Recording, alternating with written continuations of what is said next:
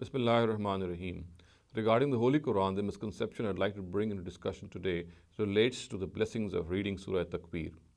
Now, this text of the narrative, as far as the text of the narrative is concerned, is exactly the same and is recorded generally in two of the main source books of tafsir, and one of them is Al-Wasit of Al-Wahidi and the other one is Salabi's tafsir. Both have the same text. However, their chains of narration are different, but in them too, there are two very weak and suspect narrators which are common. Now, before we further reflect on the chains of narration and the isnad of this narrative, it is perhaps more appropriate if I present the text of this narrative before you.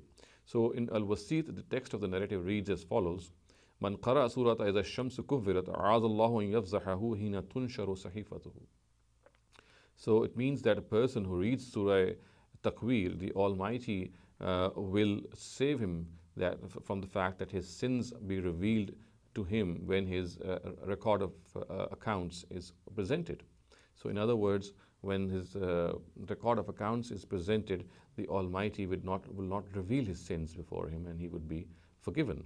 The same text is found, as I said earlier, in Salabi's tafsir. However, both of them contain two very, very weak and suspect narrators. One of them is Harun ibn Kasir and the other one is Salam ibn Sulaym al-Madaini. And on the basis of these two narrators, it is perhaps because of these two narrators that Hafiz ibn Hajar has regarded the narrative in Al-Wasit to be fabricated and concocted. And there is no reason, since these two narrators also exist in Salabi's narrative.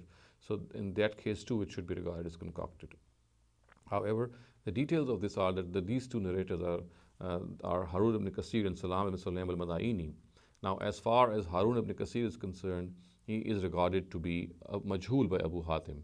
And as far as Salam ibn Sulaym al-Madaini is concerned, according to Hafiz Mizzi, the various comments of Ahlul Rijal on him are Yahya ibn Ma'in says that he is laysa bi shay, and the other comment about him that he makes is Za'ifun la yuktabu hadithuhu.